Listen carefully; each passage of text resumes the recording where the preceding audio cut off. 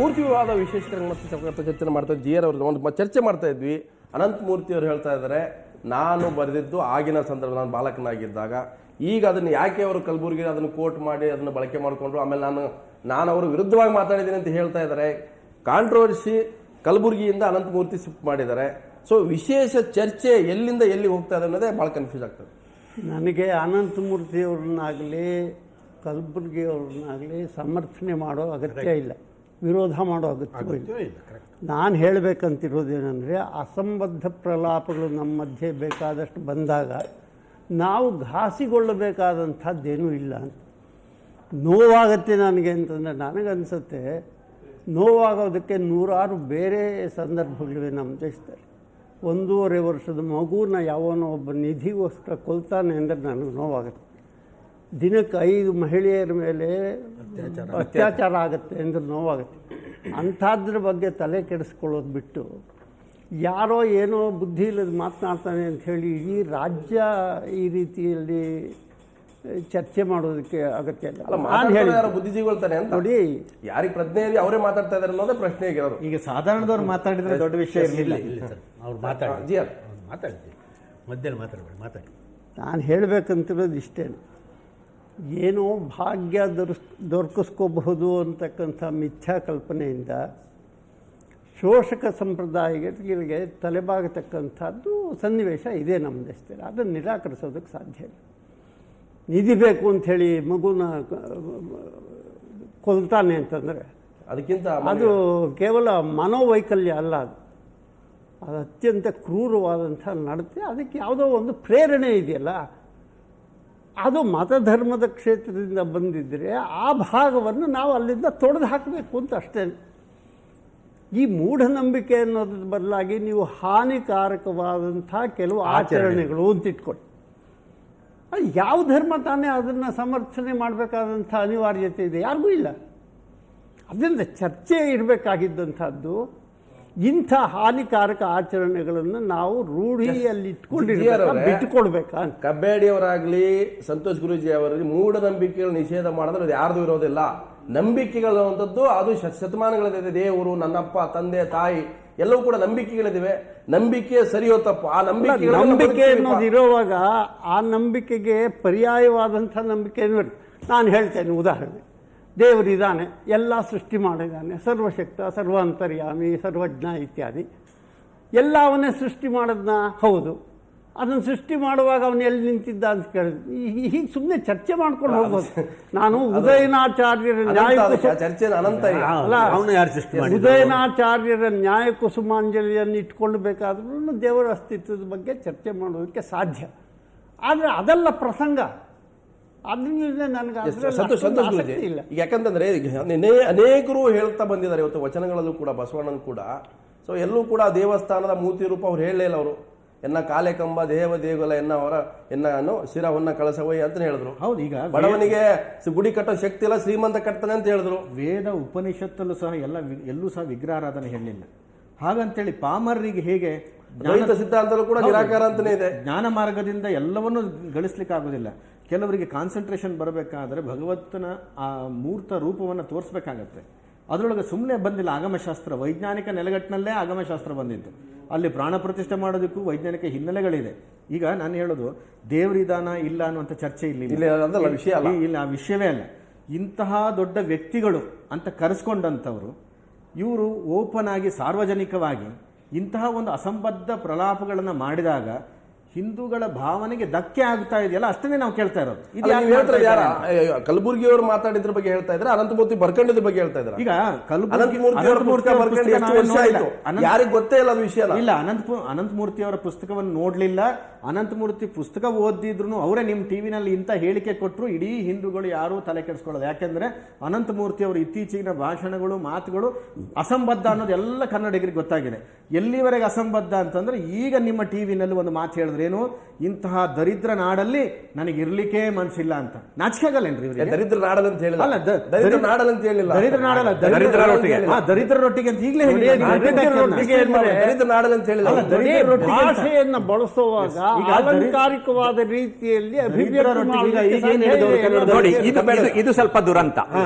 ಅಪ್ರಜ್ಞಾವಂತ, ಇಂತಹ ಅಪ್ರಜ್ಞಾವಂತರು ತಾವು ಮಾತ್ರ ನಖದಿಂದ ಶಿಖದವರೆಗೆ ನಾವು ಮಾತ್ರ ಪ್ರಜ್ಞಾವಂತರು, ನಮ್ಮ ಪ್ರಜ್ಞಾವಂತಿಕೆಯನ್ನು ಮಾತ್ರ ಪ್ರಪಂಚ ಒಪ್ಪಬೇಕು, ನಮಗಿಂತ ಹೊರತಾದವರೆಲ್ಲ ಅಪ್ರಜ್ಞಾವಂತಕರು, ನನ್ನ ಸಿದ್ಧಾಂತ ಮಾತ್ರ, ನಾನು ಎಡಪದ್ಧತಿಯ ಸಿದ್ಧಾಂತಕ್ಕೆ ಹೊಕ್ಕಿದ್ದೇನೆ, ಅದೇ ಸರಿ, ಬಲವಂತೆಯ ಸಿದ್ಧಾಂತ ವಿಜೃಂಭಣೆ ಆಗ್ತಾ ಇದೆ, ಅಪ್ರಜ್ಞಾವಂತರು ಬೆಳೀತಾ ಇದ್ದಾರೆ, ಅವ್ರ ಬಗ್ಗೆ ಗೌರವ ಇಲ್ಲ. ಈಗ ನಮ್ಗೆ ಹೇಳಿದ್ರು ನಮ್ಗೆ ಗೌರವ ಇಲ್ಲ, ಈ ಮಾತನ್ನು ನೀವು ಕೇಳಿದೆ. ಇಂಥವ್ರು ಅವ್ರ ಬಗ್ಗೆ ನನಗೆ ಕನಿಕರ ಮಾತ್ರ ಇದೆ, ಏನು ಬೇಸರ ಇಲ್ಲ ನನಗೆ. ಯಾಕಂದ್ರೆ 80ರ ಅರಳು ಮರಳಿನಲ್ಲಿ ಯಾರು ಎಂಥದ್ದು ಮಾತಾಡಿದ್ರೆ ನಾವು ಅದು ಮನಸ್ಸಿಗೆ ನೋವಾಗೋದಿಲ್ಲ. ಆದ್ರಿಂದ ಅದರ ಬಗ್ಗೆ ನಾವು ಸ್ಪಷ್ಟವಾಗಿ ಅದರ ಬಗ್ಗೆ ಕನಿಕರ ಪಟ್ಟು, ಪಾಪ ಅನಂತಮೂರ್ತಿಯವರಿಗೆ 80 ಇಷ್ಟು ಹೇಳ್ಕೊಂಡು ನಾವು ಇದನ್ನು ಬಿಟ್ಟು ಬಿಡ್ತೇವೆ. ಆದ್ರೆ ಈ ವಿಗ್ರಹಾರಾಧನೆಯ ವ್ಯವಸ್ಥೆ ಒಂದು ವಿಚಾರ, ಒಂದು ಪ್ರಶ್ನೆ ಮಾಡುವ ಒಂದು ಅಧಿಕಾರನೂ ಇದೆ ಅಲ್ವಾ? ಅದೇ ಅವ್ರದ್ದು ಯಾವ ಒಳ್ಳೆಯದು ಕೆಟ್ಟದ್ದು ಯಾವಾಗಲೂ ಹೇಳಿದ್ದು. ನಾನು ಮೂತ್ರ ಯಾವಾಗ ಮಾಡಿದ್ದು 80ರಲ್ಲಿ ಅಂತ ಹೇಳಿದ್ರು ಅವ್ರು ಎಳೆ ಪ್ರಾಯದಲ್ಲಿ ಹೇಳಿದ್ರು. ಉಲ್ಲೇಖ ಮಾಡ್ತಾ ಇರೋದು ಯಾವಾಗ? ಅಲ್ಲ, ಅವ್ರೇನು ಮಾಡೇ ಇಲ್ಲ ಅವರು. ಅಲ್ಲ, ಅವರು ಉಲ್ಲೇಖ ಯಾರು ಅನಂತಮೂರ್ತಿ ಅವರು ಏನ್ ಹೇಳಿದ್ರು? ಅನಂತಮೂರ್ತಿ ಅವರು ಏನಾದ್ರು ಪುಸ್ತಕದಲ್ಲಿ ಏನಾದ್ರು ಮೂತ್ರ ವಿಸರ್ಜನೆ ಮಾಡಿ ಸ್ವಾಮಿ ದೇವರುಗಳ ಅಂತ ಹೇಳಿದ್ರೆ ತಪ್ಪೋದು. ಅವ್ರು ಎಲ್ಲಿ ಹೇಳಿದಾರೆ ಈಗ? ಅಲ್ಲ, ಹೇಳಿದ್ರು ಪುಸ್ತಕ ಅವರದ್ದೇ ಅಲ್ವಾ? ಅಲ್ಲ, ಅವಾಗ ಆಗಿದ್ರಾಗ ನೀವೆಲ್ಲ ಅವಾಗ ಏನ್ ಮಾಡ್ತಾ ಇದ್ರಿ? ಅಲ್ಲ, ಈಗ ದೊಡ್ಡ ಮೂರ್ತಿ ಅವರು ಮೂತ್ರ ಎಲ್ಲಿ ನಮ್ಗೆ ಗೊತ್ತಿರ್ಲಿಲ್ಲ. ಈಗ ಅವ್ರ ಲೇಖನದಲ್ಲಿ ಮಾಡಿದ್ದೇನೆ ಅಂತ ಆಯ್ತು. ನಾನು ಅದೇ ಕೇಳ್ತಾ ಇರೋದು. ಅವ್ರ ಪುಸ್ತಕ ಬಂದು ಎಷ್ಟೋ ವರ್ಷ ಆಗಿದೆ, ಪ್ರಸ್ತಾಪನೆ ಮಾಡಿಲ್ಲ, ನಾವು ಓದ್ಲಿಕ್ಕೆ ಹೋಗಿರ್ಲಿಲ್ಲ. ಯಾಕಂದ್ರೆ ಅನಂತಮೂರ್ತಿ ಅವರು ಇಂಥದ್ದೆಲ್ಲ ಬರೀತಾರೆ ಅಂತ ನಾವು ಓದಿ ಬಿಡ್ಲಿಲ್ಲ. ಕಲಬುರ್ಗಿಯವರು ಲೆಕ್ಕವರನ್ನು ಮಾಡಿಕೊಂಡು ರೆಫರ್ ಮಾಡಿಕೊಂಡು ನಮ್ಗೆ ಗಮನಕ್ಕೆ ತಂದ್ರು. ನಟರಾಜ್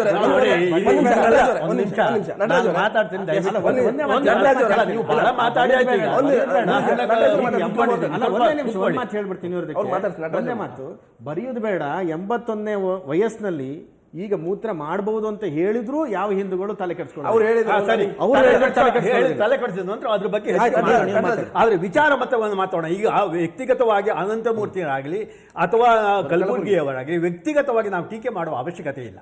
ಆದರೆ ಯಾವ ಸಂದರ್ಭದಲ್ಲಿ ಆ ಪುಸ್ತಕದಲ್ಲಿ ಬರೆದಿದ್ದಾರೆ, ಯಾವ ಸಂದರ್ಭದಲ್ಲಿ ಭಾಷಣದಲ್ಲಿ ಹೇಳಿದ್ದಾರೆ, ಇವುಗಳನ್ನ ನಾವು ಸ್ವಲ್ಪ ವಿಚಾರ ಮಾಡಬೇಕು. ಮತ್ತು ಇದರ ಹಿನ್ನೆಲೆಯಲ್ಲಿ ಮನುಷ್ಯರಿಗೆ ನಮ್ಮ ಸರ್ಕಾರ ನೋಡಿ ಒಂದು ಟೀಕೆ ಮಾಡುವಂತಹ ವಿಚಾರ ಬಗ್ಗೆ ಮಾತಾಡಿದರು. ಹಿಂದೆ ನಮ್ಮ ಭಾರತ ಸರ್ಕಾರದ ಸ್ವತಂತ್ರವಾಗೋಕ್ಕಿಂತ ಮೊದಲು ಪ್ರಾಚೀನ ಕಾಲದಲ್ಲಿ ಒಂದು ಧರ್ಮವು ಇನ್ನೊಂದು ಧರ್ಮವು ಬಾಯಿ ಬಂದಾಗ ಬರೋದಷ್ಟು ಅದ್ರ ಬಗ್ಗೆ ಬೇಕಾದಷ್ಟು ಕೋಟ್ ಮಾಡಲಿಕ್ಕೆ ಸಾಧ್ಯ ಇದೆ. ಹಾಗಾಗಿ ಒಂದು ಧರ್ಮವನ್ನು ಇನ್ನೊಂದು ಧರ್ಮವನ್ನು ಟೀಕೆ ಮಾಡಬಾರದು ಅಂತ ನಮ್ಮ ಧರ್ಮದಲ್ಲಿ ಹೇಳಿಲ್ಲ, ಹೋಲಿಸಲು ಶಬ್ದನೂ ಮಾಡಿದ್ದಾರೆ. ಆದರೆ ದುರದೃಷ್ಟವಶಾತು ನಾವೀಗ ಸ್ವತಂತ್ರ ಬಂದ ನಂತರ ಒಂದು ಧರ್ಮವನ್ನು ಇನ್ನೊಂದು ಧರ್ಮದ ಬಗ್ಗೆ ಏನು ನೋಯುವಂತೆ, ಅವರ ನಂಬಿಕೆಯನ್ನು ನೋಯುವಂತೆ ನಾವು ಯಾವ ರೀತಿಯ ನಿಂದನೆ ಮಾಡಬಾರದು ಅಂತಿತ್ತು. ಅದು ಕರೆಕ್ಟ್, ಅದು ನಾವು ಗೌರವಿಸಬೇಕು. ಆದರೆ ಇದರ ಅರ್ಥ ಒಂದು ಧರ್ಮದ ವಿಚಾರವನ್ನು ನಾವು ಅದರ ಬಗ್ಗೆ ಒಂದು ನಮ್ಮ ಅಭಿಪ್ರಾಯವನ್ನು ವ್ಯಕ್ತಪಡಿಸಬಾರದು ಎನ್ನುವಂತಹದ್ದು ಇದಿಲ್ಲ. ಯಾಕಂದರೆ ನಮ್ಮ ಕಾನ್ಸ್ಟಿಟ್ಯೂಷನ್ನಲ್ಲಿ ಏನಂದರೆ ಪ್ರತಿಯೊಬ್ಬರಿಗೂ ಧರ್ಮವೇ ಆಗಲಿ ಯಾವುದೇ ಆಗಲಿ ಅವನ ವೈಯಕ್ತಿಕ ಹಿನ್ನೆಲೆಯಲ್ಲಿ ಅವನ ವಿಚಾರದ ಹಿನ್ನೆಲೆಯಲ್ಲಿ ವಿಚಾರವನ್ನು ವಿಮರ್ಶಿಸುವಂತಹ ಹಕ್ಕು ಪ್ರತಿಯೊಬ್ಬರಿಗಿದೆ.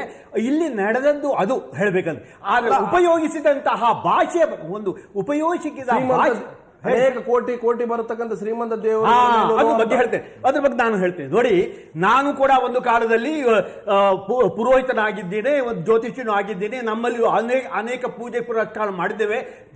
ಇದು ಪಂಚಮಿ ದಿವಸ ಬಂದಾಗ ಇವರಿಗೆ ಗೊತ್ತು, ನಾವು ಮನೆಗೆಲ್ಲ ಹೋಗ್ಬಿಟ್ಟು, ಎಷ್ಟೋ ನಮ್ಮ ಶಿಷ್ಯವರ್ಗದ ಮನೆಗಳು ಹೋಗ್ಬಿಟ್ಟು ಅಲ್ಲಿ ನಾಗಪೂಜೆ ಮಾಡಬೇಕು. ಆವಾಗ ನಾಗ ಕಲ್ಲು ಸಿಗುವುದಿಲ್ಲ, ಎಲ್ಲ ಓಪನ್ ಇರ್ತದೆ. ಅಲ್ಲಿ ದೆವ್ವಗಳ ಇದೆಲ್ಲ ಇರ್ತದೆ, ಮೂರ್ತಿಗಳ ಇರ್ತದೆ.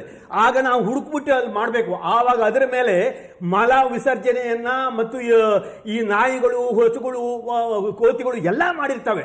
ಗೊತ್ತಲ್ಲ? ಅಂದ್ರೆ ಅರ್ಥ ಅಲ್ಲಿ ಹೇಳಿದಂಥ ವಿಚಾರ ಏನಿದೆ, ಇವರು ತಾನು ಮೂತ್ರ ವಿಸರ್ಜನೆ ಮಾಡಿದ್ರು ಅಂತ ಹೇಳಿದರು. ಆದರೆ ಯಾವುದೇ ಪ್ರಾಣಿಗಳು ವಿಸರ್ಜನೆ ಮಾಡಿದ್ರು ಏನೂ ಆಗಲ್ಲ. ಅಂದ್ರೆ ಆ ಮೂರ್ತಿಗೆ ಎಲ್ಲಿ ಹೇಳುವಂತಹದ್ದು, ಮೂರ್ತಿಗೆ ಅವರು ಹೇಳಿದಂಥ ವಿಚಾರ ನೆನ್ಬಿಟ್ಕೊಳ್ಳಿ. ಆ ಮೂರ್ತಿಗೆ ಕಾಣುವ ಶಕ್ತಿ ಇಲ್ಲ. ಅದಕ್ಕೆ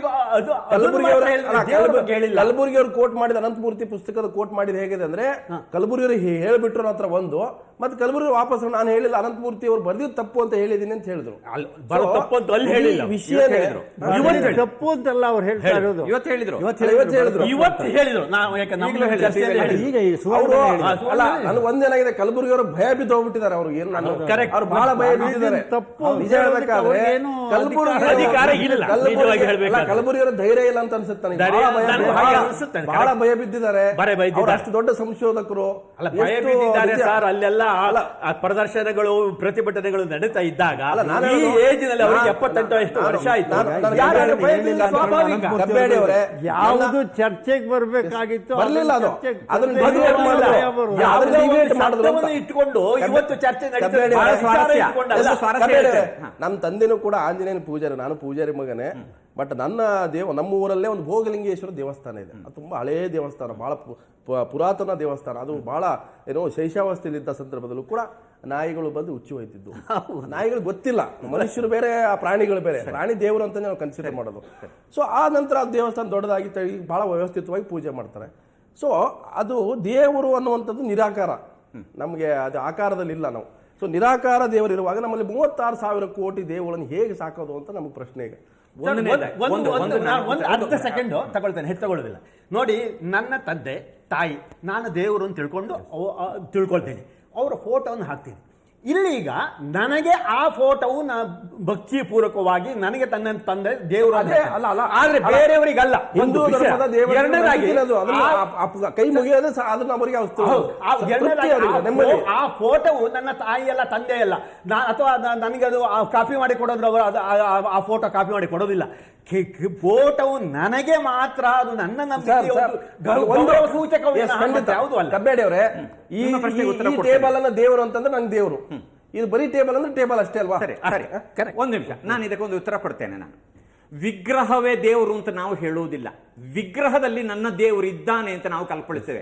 ಕೃಷ್ಣ ಭಗವದ್ಗೀತೆಯಲ್ಲಿ ನಿರಾಕಾರ ನಿರ್ಗುಣ ದೇವರು, ಆದ್ರೆ ನೀನು ಹುಲುಮಾನವನಾಗಿ ನಿನಗೆ ಅರ್ಥ ಆಗುವುದಿಲ್ಲ ಅರ್ಜುನ, ಅಥವಾ ಮಾನವರಿಗೆ ಅರ್ಥ ಆಗುವುದಿಲ್ಲ. ಹಾಗಾದ್ದರಿಂದ ಸಗುಣೋಪಾಸನೆ ಮಾಡು, ಸಗುಣೋಪಾಸನೆಯನ್ನು ಆ ಕಾರಣಕ್ಕೆ ನಾನು ತಿಳಿಸ್ತೇನೆ ಅಂತ ಹೇಳಿದ. ಅರ್ಥ ಎಷ್ಟು ಉತ್ತಮವಾದಂತಹ ಒಂದು ಮಾತು. ಹಾಗಾದ್ರಿಂದ ನಮ್ಗೆ ಜನಸಾಮಾನ್ಯರಿಗೆ ನಿರಾಕಾರ ನಿರ್ಗುಣ ಅಂದ್ರೆ ನಿಮಗೂ ಪಥ್ಯ ಆಗುದಿಲ್ಲ, ನನಗೂ ಅರ್ಥ ಆಗುದಿಲ್ಲ, ಎಂತದ್ದು ಅಂತ ಅರ್ಥ ನಮ್ಗೆ ಆಗುದಿಲ್ಲ, ಬಿಟ್ಟು ಬಿಡ್ತೇವೆ. ಹಾಗಾದ್ರಿಂದ ನನ್ನಿಂದ ಒಂದು ಉತ್ತಮವಾದಂತಹ ಒಂದು ಶಕ್ತಿ ನನ್ನನ್ನು ಕಾಪಾಡ್ತದೆ ಅನ್ನುವ ನಂಬಿಕೆಯಿಂದ ನನಗೊಂದು ಜೀವನದಲ್ಲಿ ಒಂದು ಮಾನಸಿಕವಾದ ಶಾಂತಿಯೋ ವ್ಯಾವಹಾರಿಕವಾದಂತಹ ಒಂದು ನೆಮ್ಮದಿಯೋ ಸಿಗ್ತದೆ ಅನ್ನುವ ಕಾರಣಕ್ಕೋಸ್ಕರ ಒಂದು ವಿಗ್ರಹಾರಾಧನೆ ಮಾಡ್ತೇವೆ. ಆ ವಿಗ್ರಹಾರಾಧನೆ ಯಾವುದೋ ಕಾರಣಕ್ಕೆ ಬೇರೆ ಯಾವುದೋ ಒಂದು ದಾಳಿ ನಡೆದೋ ಅಥವಾ ಬೇರೆ ಒಂದು ಕಾರಣಕ್ಕೆ ನಶಿಸಿ ಹೋದಾಗ ಅಲ್ಲಿ ಮತ್ತೆ ನಾಯಿ ಇದು ಮಾಡಿದಾಗ ಅಲ್ಲಿ ವಿಗ್ರಹದಲ್ಲಿ ಆವಾಗ ನಾವು ದೇವರನ್ನು ಕಂಡಿರುವುದೇ ಇಲ್ಲ. ಅದೊಂದು ಪಾಳು ಬಿದ್ದ ಕಲ್ಲಾಗಿರ್ತದೆ. ಎಷ್ಟೋ ದೇವಸ್ಥಾನದ ಪಾಳು ವಿಗ್ರಹದಲ್ಲಿ ದೇವರನ್ನು ಕಾಣುವುದಿಲ್ಲ. ನಾವು ಕಾಣುವುದು ಸರಿಯಾದಂತಹ ಪ್ರತಿಷ್ಠಿತವಾದಂತಹ ವಿಗ್ರಹದಿಂದ ಪ್ರತಿಷ್ಠಿತವಾಗಿ ನಮ್ಮ ಶ್ರದ್ಧಾ ಕೇಂದ್ರವಾಗಿ ಒಪ್ಪಿತವಾದಲ್ಲಿ ನಾವು ದೇವರನ್ನು ಕಾಣುವುದರ ಮುಖಾಂತರ ಅದರಿಂದ ನಾವು ಮತ್ತೆ ಅದಾದ ನಂತರ ಮೇಲಿನ ಸ್ಟೇಜ್. ನಾನು ಎಲಿಮೆಂಟರಿ ಶಾಲೆ ಹೈಸ್ಕೂಲ್ ಆದ್ಮೇಲೆ ನಾನು MA PhD ಮತ್ತೊಂದು ಮಾಡ್ಲಿಕ್ಕೆ ಆಗ್ತದೆ, ಡಿಗ್ರಿ ಅಲ್ಲ. ಇದು ಆ ಹಂತದಲ್ಲಿ ನಮ್ಗೆ ವಿಗ್ರಹಾರಾಧನೆ ಬೇಕಾಗ್ತದೆ. ಅದಕ್ಕಿರುವ ಒಂದು ನೆಪ. ಅದಕ್ಕೆ ಮೂತ್ರ ಮಾಡಬಹುದು ಅನ್ನುವಾಗ ಆ ಶ್ರದ್ಧಾ ಕೇಂದ್ರದ ವ್ಯವಸ್ಥೆಯ ಸ್ಥಿತಿಯಲ್ಲಿ ಮೂತ್ರ ಮಾಡು. ನಮಗೆ ನೋಡಿ, ಇವರು ಹೇಳಿದ್ರು ನಮಗೆ ಮಾತನ್ನ ಅಭಿಪ್ರಾಯವನ್ನು ವ್ಯಕ್ತಪಡಿಸಬಾರದು ಅಂತ. ಅವರ ಅಭಿಪ್ರಾಯವನ್ನು ವ್ಯಕ್ತಪಡಿಸುವುದಕ್ಕೆ ನಾವು ತಿಕ್ಕ ಮುಚ್ಚಿಕೊಂಡು ಕೂತ್ಕೊಳ್ಬೇಕು ಅಂತ ಹೇಳಿದ್ರೆ ಅದು ಚೆಂದಲ್ಲ. ನಾವು ಅಭಿಪ್ರಾಯವನ್ನು ವ್ಯಕ್ತಪಡಿಸಿದ ಅವರು ಅವರ ಅಭಿಪ್ರಾಯ ವ್ಯಕ್ತಪಡಿಸಲಿ, ನಾವು ನಮ್ಮ ಅಭಿಪ್ರಾಯ ವ್ಯಕ್ತಪಡಿಸಿ, ನಾವು ಅಭಿಪ್ರಾಯ ವ್ಯಕ್ತಪಡಿಸಿಕೊಳ್ಳಿ ಬಲಪಂಥ ನೀವು ಅಲ್ಲ, ನಾವೇನಾದ್ರೂ ಕೊಡ್ಬೋದು, ಬಟ್ ಬಾಯಿ ಮುಚ್ಕೊಂಡು ಕೂಡಿ ಅನ್ನೋ ತಪ್ಪಲ್ಲ ಜೀವನವ್ರೆ. ನಾವು ಹೇಳ್ತಾ ಇಲ್ಲ ತಪ್ಪುಗಳನ್ನು ಹೇಳಿದಾಗ ನಾವು ವಾದಕ್ಕೆ ಪ್ರತಿವಾದ ತಮಗೆ ತಿಳಿದಿರೋ ಹಾಗೆ ನಾನು ಸಾಕಷ್ಟು ಬಾಯಿ ಮುಚ್ಕೊಂಡೇ ಕೂತಿದ್ದೆ. ಯಾಕೆಂದರೆ ನಾನು ಮಧ್ಯೆ ಬಾಯಿ ಹಾಕಿ ಬೇರೆಯವರ ಅಭಿಪ್ರಾಯಗಳಿಗೆ ಧಕ್ಕೆ ತರೋದಾಗಲಿ ಹಾಗೆಲ್ಲ ಮಾಡೋದಕ್ಕೆ ನನಗೇನಿಷ್ಟ. ನನಗನ್ಸೋದು ಯಾವುದನ್ನೋ ಒಂದು ಸಮರ್ಥನೆ ಮಾಡಬೇಕಾದ್ರೆ ಹುಚ್ಚು ಹುಯ್ದುಬಿಟ್ಟು ಸಮರ್ಥನೆ ಬಾಲ್ಯಾವಸ್ಥೆಯಲ್ಲಿ ಅಂಥದ್ದೇನಾದರೂ ಮಾಡಿದ್ದನ್ನು ದಾಖಲಿಸಿದ್ರೆ ಅದು ಅಪರಾಧ ಅಲ್ಲ. ಬಾಲ್ಯಾವಸ್ಥೆಯಲ್ಲಿ ನಾವು ಏನೇನೋ ಮಾಡಿರ್ತೀವಿ, ಅದನ್ನು ನಾನು ದಾಖಲಿಸಿದ್ರೆ ಪ್ರಾಮಾಣಿಕವಾಗಿ, ಇವಾಗ ನಾನು ಯಾರ್ದೋ ಮನಸ್ಸು ನೋಯಿಸೋದಕ್ಕೆ ದಾಖಲಿಸ್ತಿದ್ದೀನಿ ಅಂತಿಲ್ಲ.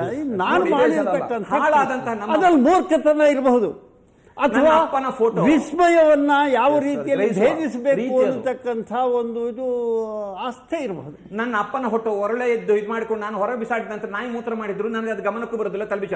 ನನ್ನ ಮನೆಯಲ್ಲಿ ನಾನು ಶ್ರದ್ಧಾ ಕೇಂದ್ರವಾಗಿ ಮಾಡ್ತಾ ಇರೋ ಅಪ್ಪನಿಗೆ ಅಪಮಾನ ಮಾಡಿದಾಗ ನನ್ನ ಮನಸ್ಸಿಗೆ ನೋವಾಗ್ತದೆ. ಆದ್ರಿಂದ ಇವರು ಆ ವಿಗ್ರಹದ ಸ್ಥಿತಿಯಲ್ಲಿ ಮೂತ್ರ ಮಾಡಿದ್ದೇನೆ ಅನ್ನುವುದರಿಂದ ವಿಗ್ರಹಾರಾಧನೆ ಅಗತ್ಯ ಇಲ್ಲ, ಯಾವ ವಿಗ್ರಹಕ್ಕೂ ಮೂತ್ರ ಮಾಡುವುದು ಅಂತ ಸಂದೇಶ ಕೊಟ್ಟ ಹಾಗೆ ಚರ್ಚೆ ಶುರುವಾಯಿತು. ಇದು ದುರಂತ. ಅವರು ಮಾಡಿದ್ರು ಸುರಿಗೆ. ಅದರಲ್ಲಿ ಯಾವ ಸಂದೇಶನೂ ಇಲ್ಲ. ಇಲ್ಲ, ಯಾವ ಸಂದೇಶ ನಾನು ಇಲ್ಲ. ಯಾವ ಉದಾಹರಣೆ ಕೊಟ್ಟದ್ದು ರೀತಿಯಲ್ಲಿ ಅವತ್ತು ನನ್ನ ಜೀವನದಲ್ಲಿ ಆಗುದಿಲ್ಲ ಸ್ವಾಮಿ. ಆದ್ರೆ ಇನ್ನೊಂದು, ಅಪ್ಪನಿಗೆ ಉಗಿದ್ರು 20 ವರ್ಷಗಳ ಹಿಂದೆ, ಯಾಕೆ ನೀ ನಮ್ನ ಮುಗಿಸ್ತೇನೆ ಅಡ್ಡ ಕಟ್ತೀರಾ, ಅದು 20 ವರ್ಷಗಳ ಹಿಂದೆ ಬರೆದಂತದ್ದು ಇಷ್ಟವರೆಗೆ ಯಾಕೆ ನೀವು ಸುಮ್ಮನೆ ಅದೇ ಕೇಳ್ತಾ ಇರೋದು. ಬಾಯಿ ಮುಚ್ಚಿಟ್ಟು ಕೂತ್ಕೊಂಡಿದ್ದೀರಿ? ಈಗ ಯಾವುದೋ ಒಂದು ಅವರನ್ನು ಕೋಟ್ ಮಾಡಿದಾಗ ಇದೀಗ ಇಡೀ ನಮ್ಮ ಕರ್ನಾಟಕ ವ್ಯಾಪ್ತಿಯಲ್ಲಿ ಅದು ದೊಡ್ಡ ಒಂದು ವಿಚಾರವಾಗಿ ಅದ್ರ ಬಗ್ಗೆ ಆ ಪುಸ್ತಕ ಯಾರು ಓದಿಲ್ವೇ? 20 ಅಥವಾ ಆ ವಿಚಾರಗಳಿಗೆ ಯಾರು ಗೊತ್ತಿಲ್ವೇ? 20 ವರ್ಷದ ಹಿಂದೆ ಅವರ ಹಿಂಬಾಲಕರು ಅವರ ಇಷ್ಟಪಡುವವರು ಓದಿ. ಏನಿಲ್ಲ, 20 ವರ್ಷದ ಹಿಂದೆ, ಒಂದು ನಿಮಿಷ, 20 ವರ್ಷದ ಹಿಂದೆ ಅವರು ಬರ್ದಿದ್ರೆ ಅವರ ಹಿಂಬಾಲಕರು ಅವರ ಅಭಿಮಾನಿಗಳು ಓದಿದ್ದಾರೆ. ಈಗ ಸಾರ್ವಜನಿಕವಾದಂತಹ ಮಾಧ್ಯಮದಲ್ಲಿ ಚರ್ಚೆ ಶುರುವಾದಾಗ ನಮ್ಮ ಗಮನಕ್ಕೆ ಬಂತು. ನಾನು ಹೇಳಿದೆ ಅಂತ ಹೇಳ್ತದಲ್ಲ, ನಂದಲ್ಲ ಸ್ವಾಮಿ, ಅದು ನಾನು ಹೇಳೇ ಇಲ್ಲ. ಅವರು ಈಗ ಬರ್ದಿದ್ದಾರೆ ಪ್ರಬಂಧದಲ್ಲಿ ಹಿಂದೆ ಹೇಳ್ತಿದ್ದಾರೆ ಇವರು.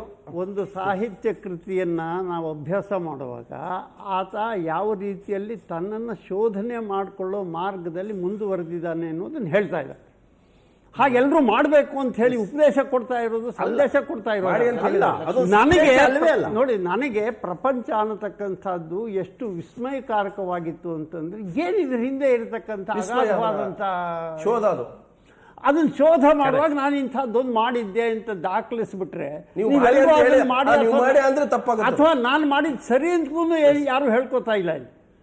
ನೀವು 5000 ವರ್ಷಗಳಿಂದ ನಿರಂತರವಾಗಿ ನಡೀತಾ ಇರತಕ್ಕಂಥ ಒಂದು ಶೋಧನೆ ಇದು. ಪ್ರಪಂಚದಲ್ಲಿ ವಿಜ್ಞಾನ ಇದೆ, ಅದು ಅವ್ರದ್ದೇನೋ ಒಂದು ಈ ವಿಕಾಸ ಅಂತೆ ಇನ್ನೊಂದಂತೆ ಬಂದು ಎಷ್ಟೊಂದು ವಿವರಣೆಗಳು ಬರ್ತವೆ. ಅಂಥ ವಿವರಣೆಗಳಿಗೆ ಆದ್ಯತೆ ಕೊಡೋದು ಬಿಟ್ಟು ಈ ರೀತಿ ನಾನು ಯಾವುದೋ ಒಂದು ರೀತಿಯಲ್ಲಿ ನನ್ನದೇ ರೀತಿಯಲ್ಲಿ ಪ್ರತ್ಯೇಕವಾಗಿ ಶೋಧನೆ ಮಾಡ್ಕೊಳ್ಳೋಕೆ ಹೊರಟಿದ್ದೆ ಅಂತ ಹೇಳಿದ್ರೆ ಅಪರಾಧ ಅಂತ ಅನ್ಸೋದಿಲ್ಲ. ನೀನು ಮಾಡು ಅಥವಾ ಮಾಡಿದ ನಾನು ಅವತ್ತು ಮಾಡಿದ್ದು ಸರಿ ಅಂತ ಇವತ್ತು ಆತ ಹೇಳಿದ್ರೆ ಆತನ ದಂಡಿಸಬೇಕು. ಪೆರಿಯಾರ್ ರಾಮಸ್ವಾಮಿ ಕೂಡ ದೇವರಿಲ್ಲ, ದೇವರಲ್ಲಿ ಯಾರು ದೇವರ ಮೂರ್ಖರಂತ ಅವ್ರು ಇಡೀ ಫೋಟೋಗಳ ದೇವರ ಮೂರ್ತಿಗಳನ್ನು ಕೂಡ ಬೀದಿಗೆ ಹಚ್ಚಿದ್ರಪ್ಪ. ಅಂತ ಒಂದು ವಿಚಾರ ಇರ್ತಕ್ಕಂಥ ಭಾರತ. ಚಾರ್ವಾಕ್ ಕೂಡ ಭಾರತದಲ್ಲಿದ್ದಾನೆ, ಎಲ್ಲವೂ ವಿಚಾರಗಳು ಇರ್ತಕ್ಕಂಥದ್ದು. ಆದರೆ ಇವತ್ತು ಈ ವಿಚಾರದಲ್ಲಿ ಇವತ್ತು ಅನೇಕ ದೇವರುಗಳು ಕೂಡ ಸೂರಿಲ್ಲ. ಹಿಂದೆ ಬಂಗಾರಪ್ಪನವರಿದ್ದಾಗ ಆ ಗ್ರಾಮ ದೇವತೆಗಳು ಕೂಡ ಒಂದು ಏನು ಆರಾಧನಾ ಸ್ಕೀಮ್ ತಂದು ಅವ್ರಿಗೆ ದೇವಸ್ಥಾನ ಕಟ್ಟುವಂಥ ಒಂದು ಪರಿಸ್ಥಿತಿ ಬಂದಿರತಕ್ಕಂಥದ್ದು. ಆ ದೇವತೆಗಳು ಆ ದೇವರುಗಳ ಮೇಲೆ ಇವತ್ತು ಕೂಡ ಉಚ್ಚಿ ಹೋಯ್ತವೆ ನಾಯಿಗಳು ಹಳ್ಳಿಗಳಲ್ಲಿ, ನಮ್ಮ ಗ್ರಾಮೀಣ ಭಾಗದಲ್ಲಿ.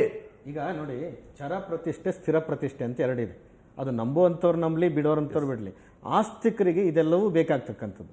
ಚರ ಪ್ರತಿಷ್ಠೆಗೆ ಅದಕ್ಕೆ ಮಾಡಿ ಇರೋದಿಲ್ಲ, ಗುಡಿ ಇರೋದಿಲ್ಲ, ಏನಿರೋದಿಲ್ಲ, ಮರದ ಕೆಳಗಿರ್ತಕ್ಕಂಥದ್ದು. ನಾಯಿಗಳಾಗಲಿ ಪ್ರಾಣಿಗಳಾಗಲಿ ಉಚ್ಚ ಹೋಯ್ತವೆ. ಆದರೆ ಅವಕ್ಕೆ ದೇವರು ಅಂತ ಗೊತ್ತಿರೋದಿಲ್ಲ, ಭಾವನೆಗಳಿರೋದಿಲ್ಲ. ಭಾವನೆ ಇದ್ದವರು ಸಹ ಹಾಗೆ ಮಾಡಬಾರ್ದು. ಒಂದು, ಈ ಸರ್ಕಾರ ಯಾಕೆ ಇದನ್ನೆಲ್ಲ ಆರಾಧನಾ ಸ್ಕೀಮಲ್ಲಿ ತಂತು? ಜನರ ಸರ್ಕಾರ ಅದು. ಜನರ ಭಾವನೆಗಳಿಗೆ ನಾವು ಸ್ಪಂದಿಸಬೇಕು ಅನ್ನೋ ದೃಷ್ಟಿನಲ್ಲಿ ಅದನ್ನು ತಂದಿದ್ದು. ಇಷ್ಟು ದೊಡ್ಡ ಸಮುದಾಯಕ್ಕೆ ಒಂದು ಆಘಾತ ಆಗುವಂತ ಸುದ್ದಿಯನ್ನ ಇವರಿಬ್ರು ಸೇರ್ಕೊಂಡು ಮಾಡಬಾರ್ದು ಅನ್ನೋ ನೀವೇ ಭಾವಿಸ್ತಾ ಇದ್ರಿ. ಹೇಳೇ ಇಲ್ಲ. ಏನಾದ್ರೂ ನಿಮಗೆ ಉಚ್ಚ ಸ್ವಾಮಿ ಅಂತ ಹೇಳಿದ್ರ, ನೀವೇನ್ ದೇವರಿದ್ದಾನೆ ಅಥವಾ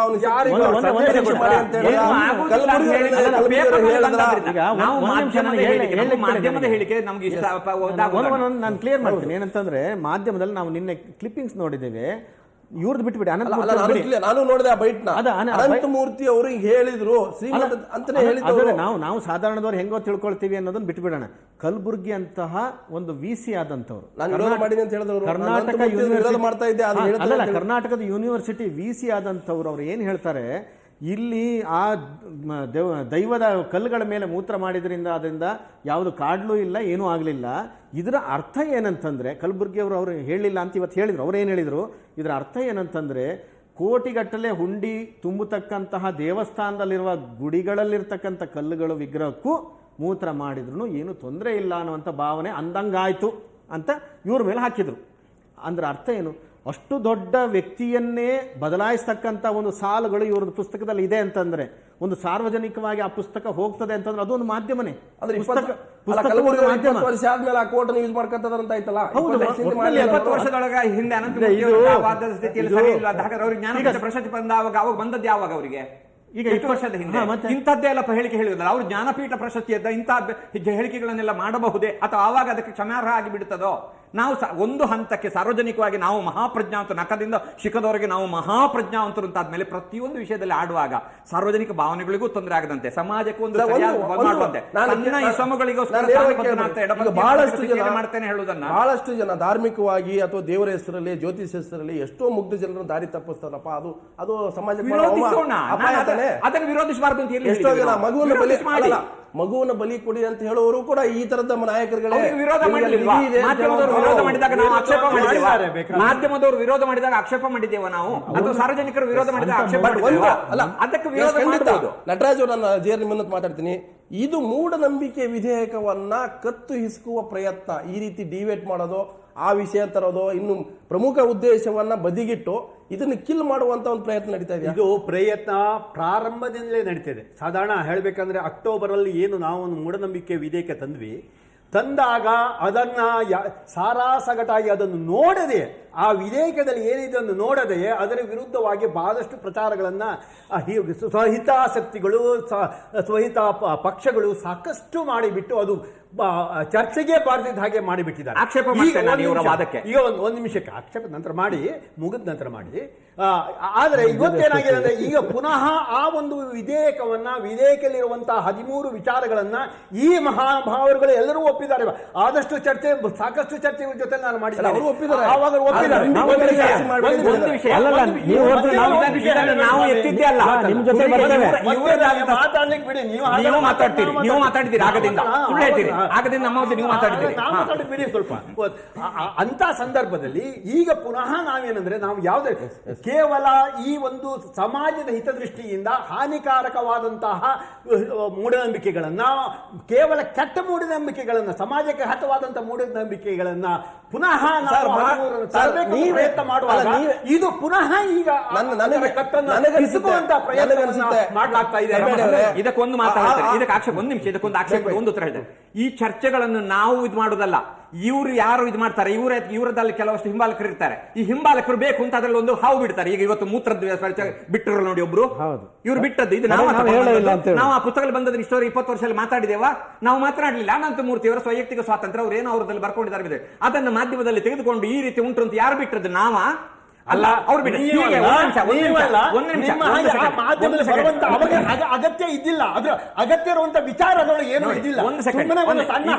ನೀವು ದೊಡ್ಡ ಹಬ್ಬ ಮಾಡಿದ್ದು ನೀವು ಹೆಬ್ಬಾವ ಆಗ್ತಾ ಉಂಟು, ಇವರೇ ಶುರು ಮಾಡಿದ್ದು, ಅವರೇ ಇವರ ಹಿಂಬಾಲಕರು. ಮಾಧ್ಯಮದಲ್ಲಿ ಬೇಕಂದ್ರೆ ಆಸಕ್ತಿಗಳು ಅವರ ಹೇಳಿಕೆಗಳನ್ನ ಟ್ವಿಸ್ಟ್ ಮಾಡಿ ಅದನ್ನ ತೋರಿಸಿದ್ದೇ ಇದಕ್ಕೆ ನಾನು ಉತ್ತರ ಕೊಡುದಿಲ್ಲ, ನೀವು ಕೊಡಿ, ಉಂಟು ಮಾಡಿದ್ದೀರಿ, ನೀವು ಕೊಡಿ. ಮುದಕ್ಕೆ ನಾವಲ್ಲ. ಒಂದು ನಿಮಿಷ ಕೊಡೋದಾದ್ರೆ 2 ಅಂಶಗಳನ್ನು ಮಾತ್ರ ನಾನು ಹೇಳೋದಕ್ಕೆ ಇಷ್ಟಪಡ್ತೀನಿ. ವಾದವನ್ನು ಮಂಡಿಸುವಾಗ ಯಾವಾಗಲೂ ಪೂರ್ವ ಪಕ್ಷವನ್ನು ಕೂಡ ಸಮರ್ಥವಾಗಿ ಮತ್ತು ಸರಿಯಾಗಿ ಪ್ರತಿಪಾದನೆ ಮಾಡಿ ಆಮೇಲೆ ವಾದವನ್ನು ಮುಂದುವರಿಸಿ. ಅಂಥ ಸಂದರ್ಭಗಳಲ್ಲಿ ಬೇರೆ ಯಾವುದೋ ಕೆಲವು ಉದ್ಧತ ವಾಕ್ಯಗಳನ್ನು ತಗೊಂಡಿದ್ದಾರೆ ಅನ್ನೋ ಕಾರಣಕ್ಕೆ ಅದು ಅವರ ಪ್ರತಿಪಾದನೆ ಅಂತ ಹೇಳಿ ನಾವು ತಿಳ್ಕೋಬಾರ್ದು ಯಾವುದೇ ಸಂದರ್ಭದಲ್ಲಿ. ಬಟ್ ಏನಾಗಿದೆ, ಕಮಿಟ್ ಆಗಬೇಕು, ಇಲ್ಲಾಂದ್ರೆ ಕರೆಕ್ಟ್ ಈಗ 100% ರಿಜೆಕ್ಟ್ ಮಾಡಿ. ಅದರಿಂದ ನಾನು ಇನ್ನೊಂದು ಅಂಶ ಏನಂತಂದರೆ, ಇಡೀ ಚರ್ಚೆ ಇರಬೇಕಾದಂಥದ್ದು ಈ ಯಾವ ಹಾನಿಕಾರಕ ಆಚರಣೆಗಳಿದೆಯೋ ಅದನ್ನು ತೊಲಗಿಸೋದಕ್ಕೆ ನಾವೆಲ್ಲ ಒಟ್ಟಾಗಿ ಪ್ರಯತ್ನ ಮಾಡಬೇಕಾದ್ರೆ ಯಾವ ಹಾದಿಯಲ್ಲಿ ಹೋಗ್ತೇವೆ. ಯಾರೂ ಕೂಡ ಮಾಂಗಲ್ಯ ಕಟ್ಕೋಬೇಡಿ, ನೀವು ಕುಂಕುಮ ಮಾಡಬೇಡಿ, ಬುದ್ಧಿಗೆ ಪೂಜೆ ಮಾಡಿ. ನೀಲ್ಸ್ ಬೋರ್ ಅಂತ ಒಬ್ಬ ವಿಜ್ಞಾನಿ ಇದ್ದ, ನನ್ನ ಕಡೆ ಮಾತಿದ್ದ. ನೀಲ್ಸ್ ಬೋರ್ ಅಂತ ಒಬ್ಬ ವಿಜ್ಞಾನಿ, ಅವನ ಮನೆ ಮುಂದೆ ಒಂದು ಕುದುರೆ ಲಾಳ ಹೊಡೆದಿದ್ದ ಬಾಗಿಲಿಗೆ. ಯಾರೋ ಒಬ್ಬ ಈ ವಿಜ್ಞಾನಿ ಬಂದು, ನೀನು ವಿಜ್ಞಾನಿ ಇದೆಲ್ಲ, ಅದರಿಂದ ಯಾರಿಗೂ ಏನು ಹಾನಿ ಇಲ್ಲಪ್ಪ, ಇರಲಿ ಬಿಡು. ಯಾವುದೇ ಆಚರಣೆ ಹಾನಿಕಾರಕವಾಗದೇ ಇದ್ದ ಪಕ್ಷದಲ್ಲಿ ನೀವು ಪೂಜೆ ಆದರೂ ಮಾಡಿ, ಹವನ ಮೂರ್ತಿಯನ್ನು ಪೂಜೆ ನಮ್ಮ ನಂಬಿಕೆಗಳನ್ನು ಕೊಲೆ ಮಾಡ್ತೀವಿ. ಆಯುಧವನ್ನಾಗಿ ಮಾಡಿಕೊಂಡು ಬೇರೆಯವರಿಗೆ ನಂಬಿಕೆ ಬೇರೆ, ಮೂಢನಂಬಿಕೆ ಬೇರೆ, ಬೇರೆಯವರಿಗೆ ಉಲ್ಬಣ ಉಂಟಾಗತಕ್ಕಂತಹ ಸಂದರ್ಭ ಇರಕೂಡ್ದು ಅನ್ನೋದು ಚರ್ಚೆ ವಿಷಯ ಆಗ್ಬೇಕಾದ್ದು. ಅದನ್ನ ಬಿಟ್ಟು ಬೇರೆ ಏನೇನೋ ಚರ್ಚೆ ಮಾಡ್ತಾ ಇದ್ವಿ. ಮೂಢನಂಬಿಕೆ ಹೆಸರಲ್ಲಿ ನಂಬಿಕೆಯನ್ನು ನೀವು ದೂಷಣೆ ಮಾಡಬೇಡಿ. ಆಮೇಲೆ ಮೂಢನಂಬಿಕೆಗಳಿಗೆ ನೀವು ಎಲ್ಲ ಹೇಳಿದ್ರೆ ಕತೆ ಅದಕ್ಕೆಲ್ಲ ಬಟ್ ಒಂದು ನಾವು ಆರೋಪ ಇದೆ, ಆ ನಂಬಿಕೆಯ ಮೇಲೆ ಜನರನ್ನು ಕೂಡ ಶೋಷಣೆ ಮಾಡಲಾಗ್ತಾ ಇದೆ. ವಿಗ್ರಹಾರಾಧನೆ ಮೂಢನಂಬಿಕೆನಲ್ಲಿ ಬರೋದಿಲ್ಲ. ಈ ದೇಶದಲ್ಲಿ ಇವತ್ತು ನಿನ್ನೆದಲ್ಲೇ ಇರೋದು, ರಾಮಾಯಣ ಕಾಲದಲ್ಲೂ ವಿಗ್ರಹಾರಾಧನೆ ಇದೆ. ವಿಗ್ರಹ ಆರಾಧನೆಯನ್ನ ಮೂಢನಂಬಿಕೆಯಲ್ಲಿ ಯಾಕೆ ತರ್ತೀರಿ ನೀವು? ಪೂಜೆನಲ್ಲಿ ಪೂಜೆ ಮಾಡ್ತಕ್ಕಂಥದ್ದು, ವಿಗ್ರಹಗಳನ್ನು ಪೂಜೆ ಮಾಡ್ತಕ್ಕಂಥ ಅಲ್ಲಿ ದೇವರೇ ಇರೋದಿಲ್ಲ, ನೀವು ಯಾಕೆ ನಂಬುತ್ತೀರಿ? ಅಲ್ಲ, ವಿಗ್ರಹ ಪೂಜೆ ಮಾಡಿ ಅಂತ ಎಲ್ಲೂ ಹೇಳ್ಬೇಡಿ. ವಿರೋಧ ಮಾಡಿಲ್ಲ. ವಿಗ್ರಹಾರಾಧನೆ ವಿರುದ್ಧವಾಗಿ ಚಳವಳಿ ಮಾಡಬೇಕಂತ ಯಾರು ಹೇಳಿ? ನಾವು ಹೋಗಿರೋಷ್ಟು ದೇವಸ್ಥಾನ ಬೇರೆ ಯಾರು ದೇವಸ್ಥಾನಕ್ಕೆ ಹೋಗಬೇಡಿ ಅಂತ ಹೇಳಿಲ್ಲ. ವಿಸರ್ಜನೆ ಮಾಡಿರುವಂತ ಪ್ರಶ್ನೆ ಒಂದು ನಿಮಿಷ, ಯಾವ್ದ್ರ ಮೇಲೆ ಒಂದು ಮಾಡ್ಬೇಕಂತ ನಿಮಿಷ, ತನಕ ಬಂದಿತ್ತು. ಒಂದು ನಿಮಿಷ, ನಾವು 2 ನಿಮಿಷ ಮಾಡ್ಲಿಕ್ಕೆ ಯಾರು ವಿರೋಧ ಮಾಡುವುದಿಲ್ಲ. ಯಾರಿಗೆ ಅಲ್ಲ, ಮೂತ್ರಪಿಂಡ ಶುದ್ಧ ಆಗತ್ತೆ ಬಿಟ್ರೆ ಏನೂ ಆಗೋದಿಲ್ಲ. ಏನಾಗೋದಿಲ್ಲ. ಅದಲ್ಲ ಮುಖ್ಯವಾದಂಥದ್ದು. ಹಾನಿಕಾರಕವಾದ ಚರ್ಚೆ ಮಾಡೋದು ಬಿಟ್ಟು ಇಂಥ ಪ್ರಸಂಗಗಳಿಗೆ ನಾವು ಅತಿರೇಕವಾಗಿ